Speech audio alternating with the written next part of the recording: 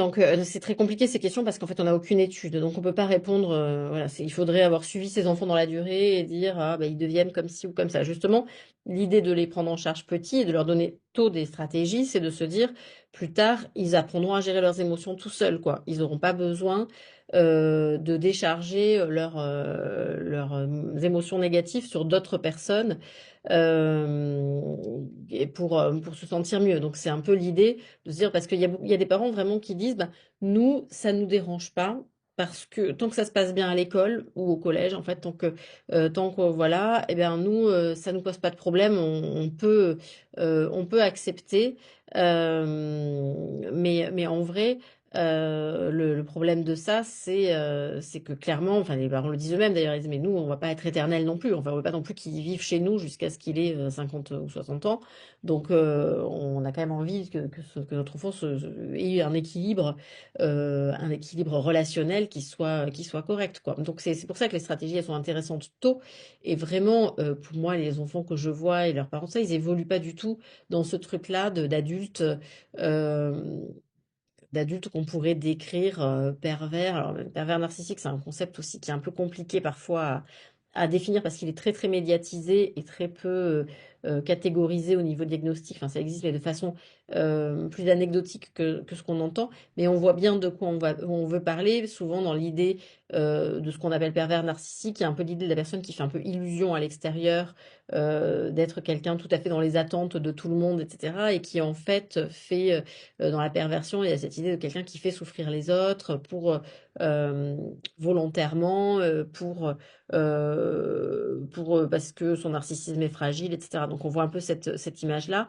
Donc voilà, c'est une image aussi pareil qui est un peu qui est très portée par les médias et avec des choses qui sont positives d'ailleurs de parler de ce phénomène-là.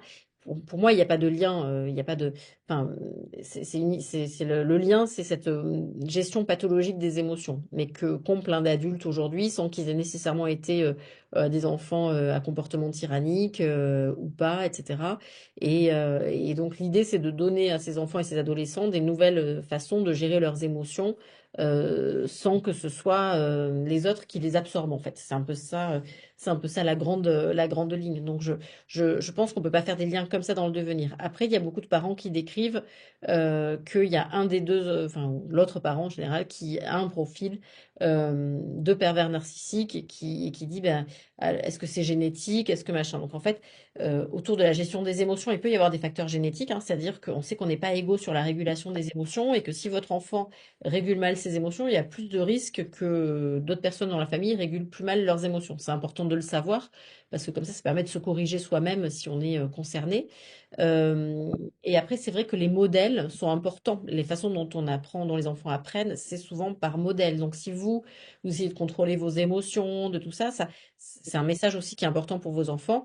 Et c'est sûr que les personnes qui vont avoir des interactions plus perverses, tout ça, ça peut aussi jouer un rôle sur eux. Mais parfois, ce sera pas du mimétisme. Pour certains, ça va être de dire, je supporte pas de ce que mon père m'a fait vivre, par exemple, parce que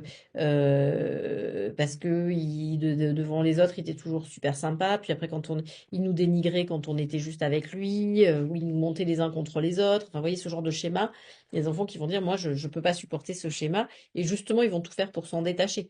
Donc, il n'y a pas de déterminisme sur les trucs comme ça.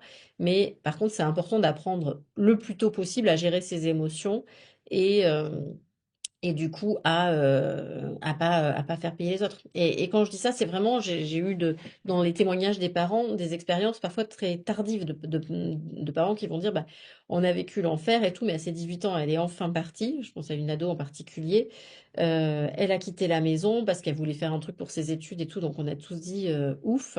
Et en fait, donc, bah, elle s'est embrouillée avec ses colocs parce qu'elle leur cassait les pieds, elle s'est embrouillée avec son gars parce qu'elle est insupportable, elle s'est embrouillée avec tout le monde. Et finalement, au bout d'une année universitaire où cette jeune ado, enfin cette jeune adulte, pardon, et vieille ado, 18 ans, a fait ses expériences et tout. En fait, elle s'était tellement fritée avec tout le monde une fois qu'elle est partie de chez elle, qu'elle est revenue dire à ses parents, bah, finalement, je veux bien revoir le psychiatre dont vous m'aviez parlé, machin. Donc en fait, beaucoup plus tard dans sa vie, elle est arrivée à un truc où elle est aujourd'hui capable, dans ce que disent ses parents, justement, de se rendre compte des fois que ces crises et tout, ça va pas du tout, que c'est insupportable pour les autres. Donc, comme elle n'a pas envie de finir toute seule, entre guillemets, sans amis, sans personne, elle prend sur elle. Alors, bon, pour ses parents, elle avait fait aucun effort, hein, c'est-à-dire qu'elle était infernale à la maison, ils en ont bavé pendant des années, mais depuis qu'elle est étudiante et qu'elle vit sa vie ailleurs, bah, elle a pris, donc elle a même pris un traitement pour son TDAH, enfin bon, tout un truc qu'elle avait refusé systématiquement et dur comme fer, et qui a enfin pu être possible. Finalement, enfin, même si c'est plus facile, plus c'est tôt, plus c'est facile, comme pour tout apprentissage, on va dire. Mais moi, enfin, j'étais assez étonnée positivement de jeunes adultes qui ont pu enchaîner sur un truc vraiment positif, alors qu'ils avaient fait la misère à leurs parents quand ils étaient chez eux, et jusqu'à ce qu'ils en partent. Mais que leurs expériences après sociales les ont ramenés un peu vers un truc.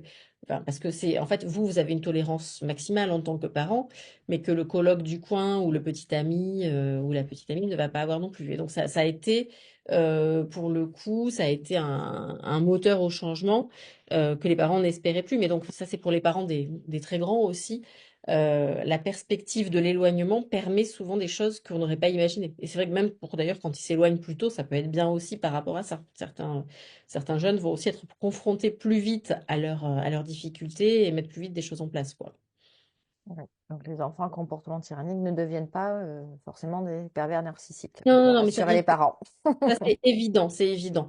Mais toujours s'interroger sur son propre fonctionnement. Mm.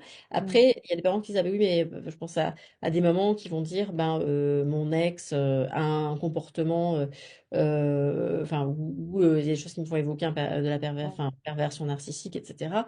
Là aussi, faut pas non plus en faire une fatalité. C'est-à-dire que même s'il y a des actions qu'on n'approuve pas de l'autre côté ou des trucs qui vont pas dans ce qu'on en attend, ça n'empêche pas de faire les choses de son côté à soi et de montrer un modèle stable et sécurisant euh, qui sera un modèle d'inspiration pour le jeune en fait. Enfin, même s'il peut être ballotté, manipulé ou quoi que ce soit, l'idée de rester soi-même dans son truc, c'est déjà une très bonne base en fait. On peut pas tout contrôler et on peut pas contrôler ce qui se passe de l'autre côté, ce que fait l'autre parent, etc. Mais bon, on peut essayer de se contrôler soi-même et c'est déjà beaucoup, c'est déjà un très bon objectif.